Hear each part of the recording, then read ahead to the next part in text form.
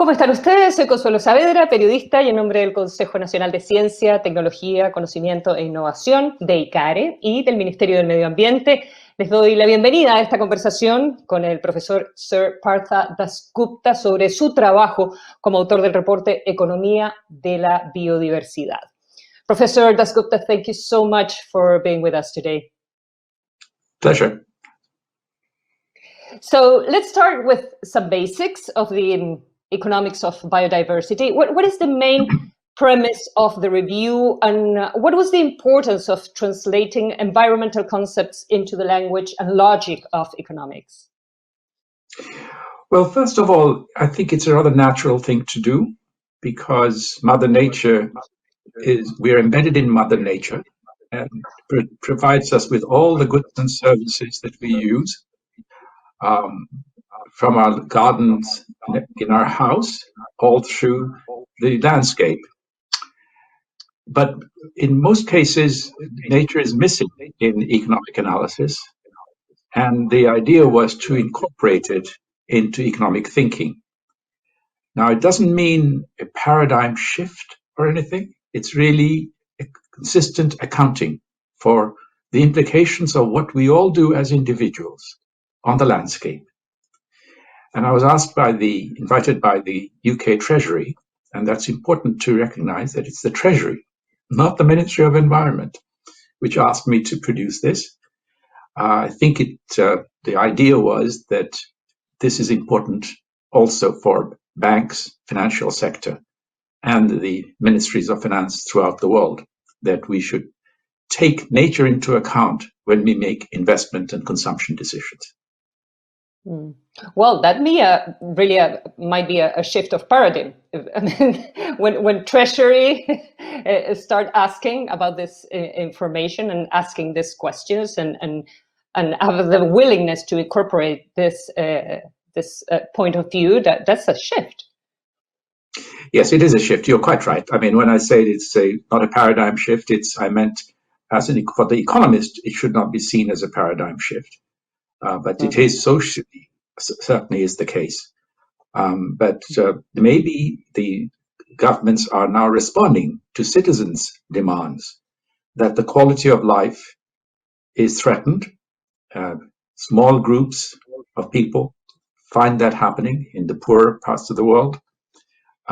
Businesses are finding difficulties ensuring supplies of primary products from such countries as yours. So I think it's coming together of a view. And the question is, how do we think of the environment as part of our economic basis, if you like, the asset structure that economies have? Why did the report focus on biodiversity and not climate change or not pollution? Why is biodiversity so important when we talk about sustainability, but when we talk about the economy too? Very good question. Thank you for asking. Think of biodiversity means the diversity of life. Okay, so that's the formal way of thinking about it. Of various types of organisms, the way they interact with one another to create all the goods and services that nature provides us. The living organisms interact among one another as well as the non-living material world, okay, to produce goods and services. It's like a gigantic set of factories out there. So why is that important? It's important in much the way the diversity of assets in a portfolio, financial portfolio, is. It reduces the risk that the system will collapse because of shocks. So it gives a certain robustness to ecosystems, if you like, the ecological systems. Like diversity of life in a lake allows the lake to rejuvenate easily. And if you dump some pollution to it, it enables to clean it up. But if you dump too much pollutant in it, it will not be able to do that. And you end up with dead zones like the Gulf of Mexico, for example. So biodiversity is important for that purpose, and the review addresses that. However, I should say that the review goes far beyond biodiversity, because biodiversity is a characteristic of nature. And what the review does is to study nature and build it into economics. So it really should be called the economics of the biosphere. In other words, the entire part of the Earth system in which life is present. That's the biosphere. Mm-hmm. Can you please elaborate on the concept of inclusive wealth and this idea that GDP is a flow, but nature is a stock? Yes, exactly right. So think of a household. Say your household or mine. I have some assets at my disposal. I own some, and I have access to others. So I have access to the roads outside the house, but I own my house and the garden around it and the furniture and so forth. And I also have some shares, I guess, some savings, pension and all that. So when I die, what is it that I leave behind? Or when both my wife and I die, I mean, what do we leave behind for our children and through them our grandchildren? It's assets. And they can be in various forms. I could have sold the house before I die and then converted it into cash or bank securities, and then those will go to my children. So likewise, for a nation, at the end of each year, there should be a housekeeping, an inventory of what the nation owns. And what the nation owns is not income, GDP, because that's a flow. It disappears the moment it's produced. What it owns are the assets. When I say owns, you know what I mean, access to, okay? So we should have the idea is like business firms have balance sheets and they have a record of the inventory of goods. So much furniture, so many machines and so forth, okay? We economists, our accounting system doesn't have that at the national level. Instead, it has income expenditure data. And what inclusive wealth means is really an assessment, an evaluation of all the stocks of capital, including, let us say, wetlands, coastal fisheries, you name it, all of nature, that kind of thing that needs to be recorded, and seeing whether they're in as healthy a state as they were the year before, at the beginning of the year, or have the extent has expanded or has it shrunk, a description of the assets. Now, ideally, if you wanted to estimate wealth, you would like to value them and add them up and say, here's the wealth of the country. But we are far from that.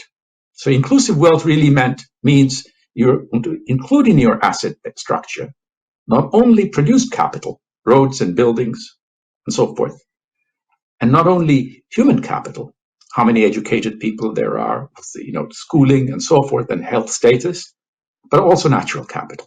That's all. That's all it means. It really is not a very difficult question. It's the natural thing to do. And you put a price on that? You put a number? You evaluate it in economic terms? Some of them you should try and do that. That's not, we in fact do that. If it's agricultural land, for example, in a country, then if you want to value the agricultural land, for example, using market prices or whatever, some such notional prices, then you could say, the value of agricultural land, the amount of agricultural land valued at such and such prices is so much at the beginning of the year, and it's so much at the end of the year. If the agricultural land has expanded or shrunk, it'll be recorded by that way. There'll be some categories of natural capital, if you like, ecosystems, which can be valued. Absolutely. For example, if it's a wetland, you can ask, what services does the wetland provide?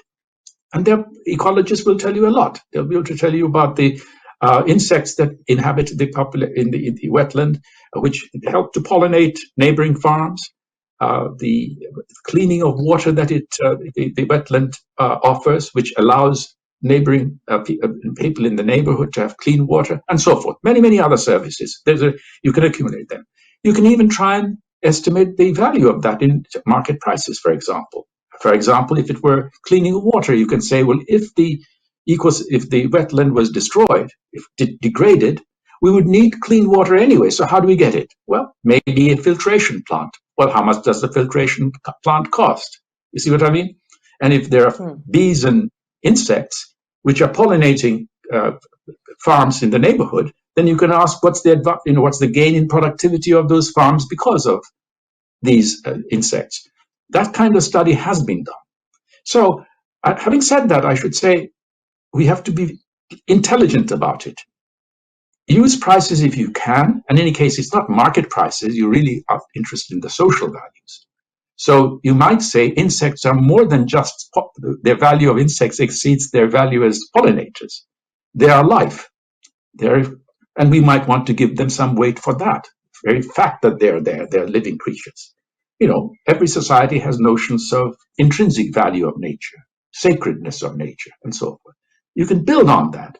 And that is why I began by saying, don't always think in terms of putting a price on them.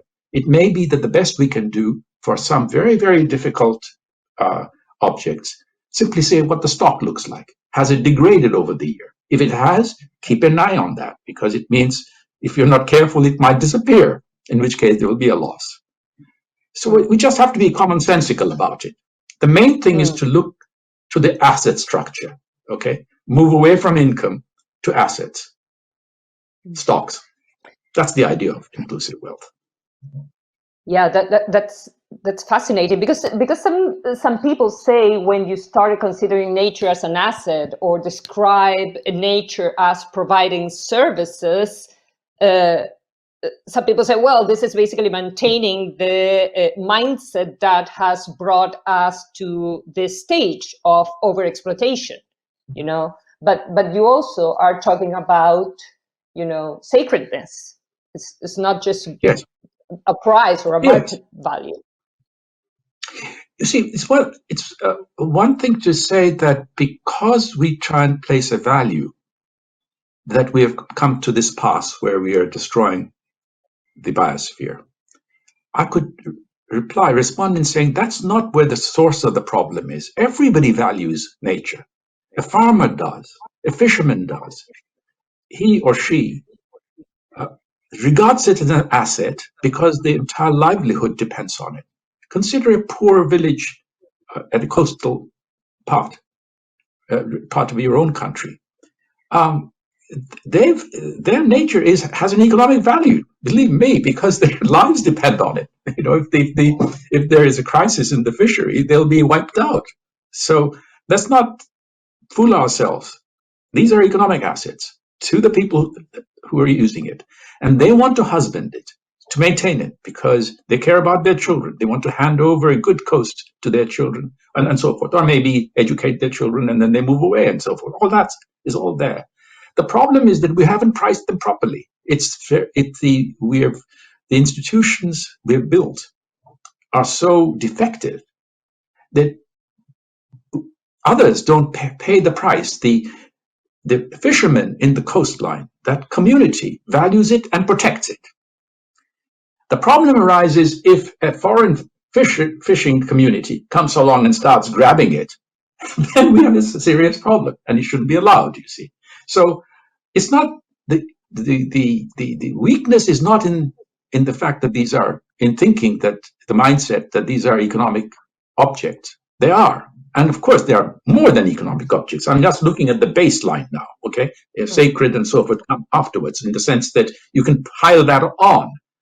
But the reason I start with the economic side of things, the productivity of nature in terms of what we can get, the goods and services, is that it gives me a minimal value.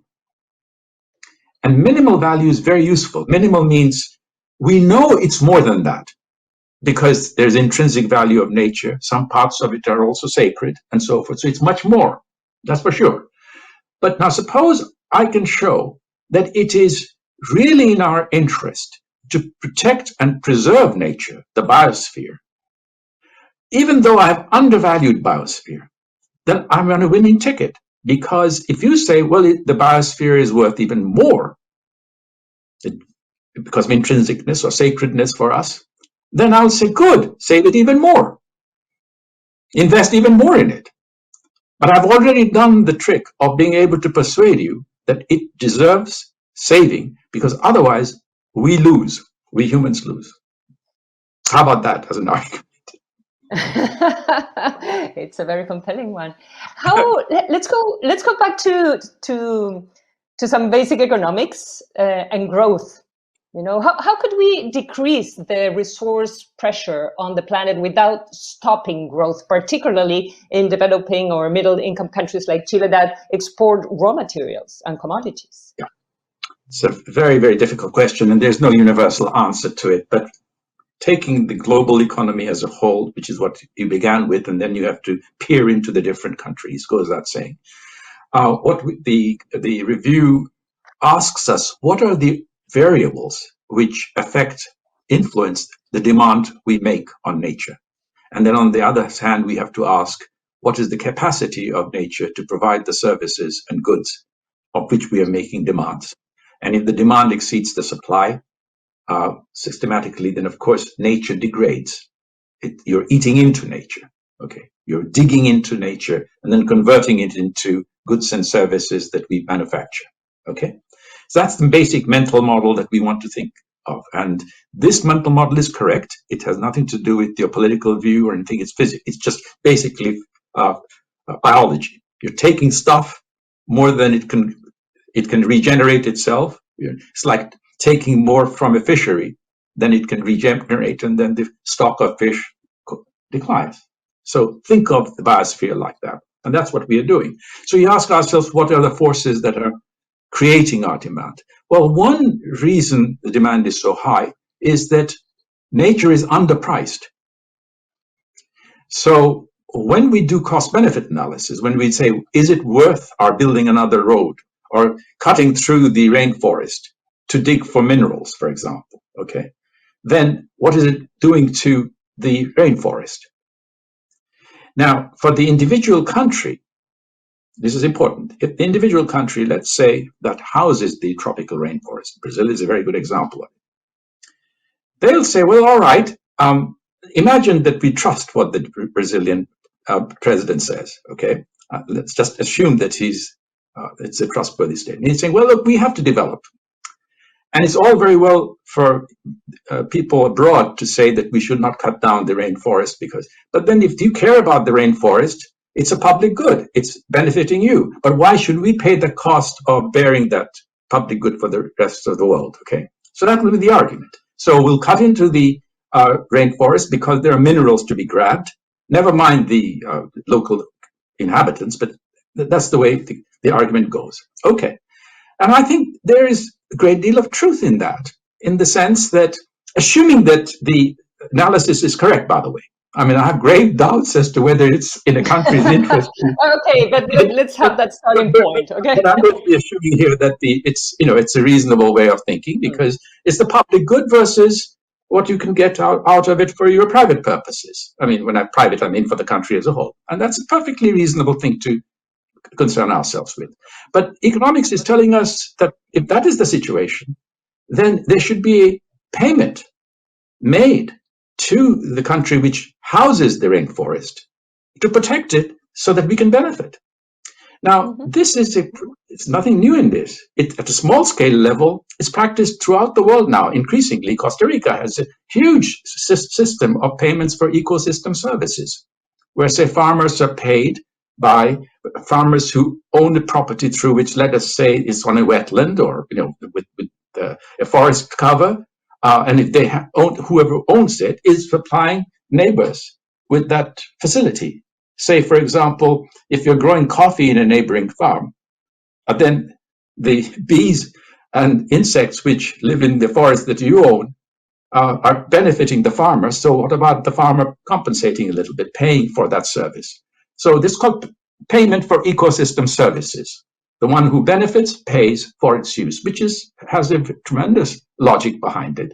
And so the question you asked just now can be converted into this kind of question, and the answer will be maybe the international community should pay for the benefit of the precious rainforests, which provides us all with benefits in form of climate regulation and so forth. Okay, so that's how I would proceed. But having said that, be very careful, in nations throughout the countries I have studied reasonably deeply, cost-benefit analysis, the way projects are evaluated, do not take nature into account. So that's why I began by saying, let's suppose that we can trust the president when he said that we need it, because they haven't. You see, it comes back to what we began with when I said that in the UK, the Treasury is asking me to write it. Why? Because they feel that when investment decisions are made in the United Kingdom, nature should be included in the analysis. So that, let's say you're expanding the network of roads because you need roads, you need to connect cities, let's say. But now the road goes through a wetland. The planned road is to go through a wetland. That will destroy the wetland, let us say, just for the sake of argument. The question is, do you take that destruction into account when you make that financial decision? And the answer is, of course you should. Most countries do not do that adequately. So when a dam is constructed, and planners love, government leaders love dams, as you know. They're absolutely crazy about dams. The dams are extremely damaging objects. And good economic analysis, a huge amount of economic analysis of a very high quality has shown that large numbers of dams are economically not beneficial. Never mind the destruction of nature that accompanies it. So, having said that there should be compensation, should be payment for ecosystem services, we should also ask, are countries on their own, no matter how poor they are they taking their nature into account, which is in their interest to take into account when they make investment decisions? And they're not. For the most part, they're not. And that is why the responsibility falls not only on the international community, but on national leaders themselves. The predatory view of nature really has to stop, because that's where the source of the problem is. Talking about countries like Chile, that export raw materials, you also claim that our products are very cheap because they don't take nature into account, among other things. And in a way, our countries, middle-income countries or developing countries, are subsidizing rich countries when we export to these countries. You're right. Absolutely. I think you can stop this interview because you know it. You now know the interview very well. Excellent. You're quite right. I've done my reading. No, you're absolutely right. One of the things that I'm really rather proud of in the review is to have highlighted the fact that seems to have been ignored for many years, all these years, by economists who espouse free trade and globalization. That's supposed, for the last 20, 30 years, we have been seeing this incredible homage to globalization, flat earth, how we brought people together, if you like, connecting people together, and it's been good for everybody.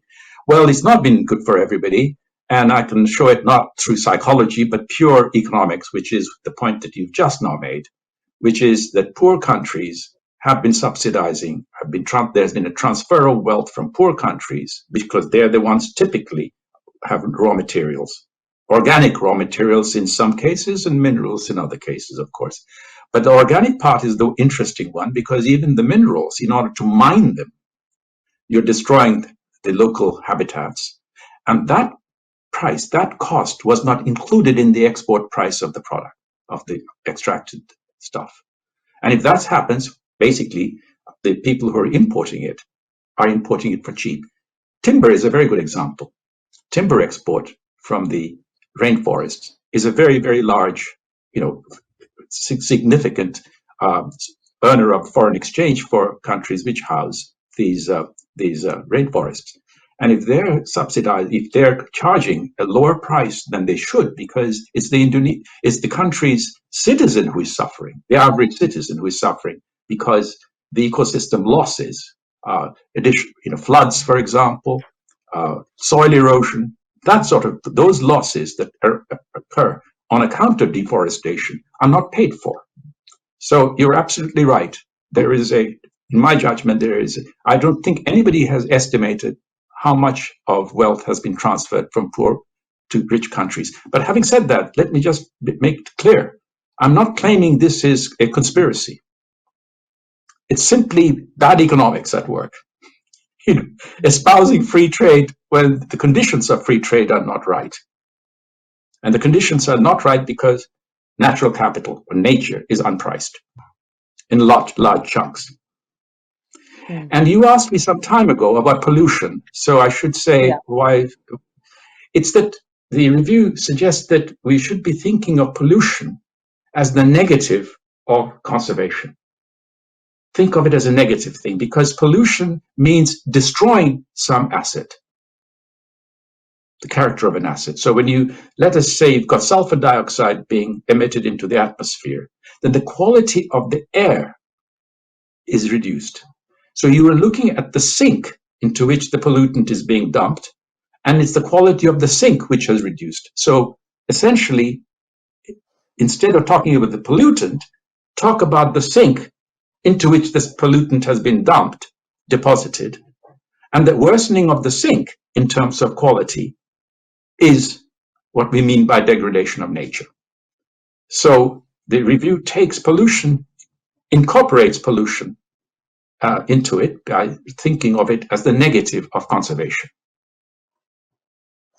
Another aspect that I thought was controversial in the review is the claim that there is a maximum sustainable level of GDP. Can you tell us what you mean by that, and if some countries have already reached that level? Well, okay. Very good question. It is, as you say, it's controversial. Well, I don't know how controversial it is. It may be that I haven't expressed myself well. It's the following. Indefinite growth in material output must have a limit because of the following reason. All final products that we produced eventually can be tracked back to the use of nature's goods and services, okay? Because we then convert it, human labor, manufactured capital together, churn it around and produce final products, okay? Let's say furniture, piece of furniture which we have in our, is the outcome of trees cut down in some way or the other, and then transformed into it through labor and human ingenuity, the art form and so forth. Okay, so all goods have their source in nature. So the question is, how efficient can you be in converting nature into final goods? Now, technological progress can do a lot for us. For example, think of energy. You could produce energy with human labor, and that's what most humans did until, let's say, 10,000, 12,000 years ago. All right. Then say, well, all right, animals can give us energy, doing our work for us. Okay, that wasn't sufficient. You then go to timber, let's say, or wind power, or water power. And you're converting nature's goods and services into the energy we need, and then, therefore, our goods and services that we produce with the energy. Then came coal, oil, nuclear, and so forth. So what the idea here is, how much of nature's goods and services is required for a unit of output? And one way of thinking about technological change is to say it's increasing the efficiency with which we can convert nature's goods and services into final products. And that's what technological progress over the centuries, let's say in the context of energy, has been. All right. However, what the economics of climate change has shown us, that there is a cost that we may not observe, which is with, let's say, coal and oil, there is emission of carbon dioxide and carbon products output. And that's a pollution, and that creates a problem for the sink, namely the atmosphere, and that changes climate and all the rest of it, okay? All right. So what we produce, we have to put back into nature itself as rubbish, as debris, as waste, okay? And nature then has to work on that waste and convert it back into nature. That's called decomposition, all right? So what the review does, and I think I'm really proud of that, is actually track the entire cycle from source back to Mother Earth, what we send back. And that, what we send back, and the efficiency with which Mother Nature can convert that, that has to be included in the economic calculation. Okay? So when we talk about efficiency, we must include the ability of nature to be able to degrade the stuff, the waste, into account. And what the review shows, using essentially simple chemistry and physics, is that that efficiency cannot go to infinity. You cannot get a finite amount of final product for vanishing amounts of nature, to in the limit zero. That's why I say the human economy is embedded in nature. We're not external to it. We need it, if not at the production side, at the waste side you need it. If you include that, we're really in trouble. So if the efficiency cannot go to infinity, it must mean that the output of material goods and services must be bounded, because the biosphere is bounded. She cannot produce beyond a certain amount because it's a finite Earth. That's the ideal. Now, for the individual country, it's a different matter, because trade allows you to do things. You can transfer it. But not every country can have an excess of demand over supply. That's the point, okay? It's important, because there's an adding up problem. Because when you add the countries up, you get the whole international economy, the global economy. So you can't be in debt to nature everywhere. Some countries could be in debt while the others are in surplus. That can happen, and that has happened. But not all countries can. So the idea that all countries can grow indefinitely, that's rubbish. Grow in material goods, okay. Yeah. So what brings us to how a coordination of all this might play out, because protecting biodiversity is a job that will require unprecedented level of coordination and collaboration across countries, across organizations, companies, multinationals, everything. So who should lead a process like this, and in what way? The US, the UK, the market, the invisible hand, or is it a new generation? Well, the invisible hand can't do it. The invisible hand can't do it because for the invisible hand to work well, you need the institutions. Remember, that's the whole point. Globalization could be wonderful, provided everybody pays for everything they consume. And that includes payment to for the nature that you're using. And we're not doing that. So who does it? That's a darn good question, an impossible question to answer. I don't know. What I do know, and I did not write the review for national governments. It's not addressing governments. I'm very explicit about that. And the reason is that I think the way to approach this problem is to recognize that it needs the engagement of every unit in an economy, starting from the individual to the household to the village. If it's a country with villages, then maybe a cluster of villages, cities, region, nation, government. So every layer of our societal structure needs to be engaged because of the coordination problem you've just now mentioned. It cannot be done by one group of people. Now, question is, who takes the lead? Now, that could be some countries will take the lead. UK, after all, commissioned the review of the economics of biodiversity, which presumably the government will use in one form or the other at COP15, and others are reading it too. So it'll be an input. There are many other pieces of work that is being done simultaneously by NGOs and so forth. That'll be very, very important, okay? But at the end of the day, I believe it can only happen, the right institutions, if you like, are improved institutions at various layers, including at the end, as I was saying, international institutions, okay, transnational institutions, with the authority to manage the global commons, like the open seas, the oceans, and then the payment for ecosystem services at the global level. All that can only happen if we citizens, acting collectively, urge our leaders to take this seriously. Otherwise, it won't happen, I don't think. We don't have the sense of urgency is not there yet, because people do not understand the workings of the biosphere. The people who take the biosphere really seriously are ecologists, nature lovers, and nature lovers. NGOs, environmental NGOs, they're the ones who really care and act on it. But they're fringe people, NGOs typically, I have the ultimate respect for them because they're the ones who have raised awareness. But how does an NGO start? It's concerned citizens. It's the citizens who begin it. Get together, create a voice, and then get funds from philanthropists, maybe sometimes from governments as well, support to manage to convey the difficulties that we are facing.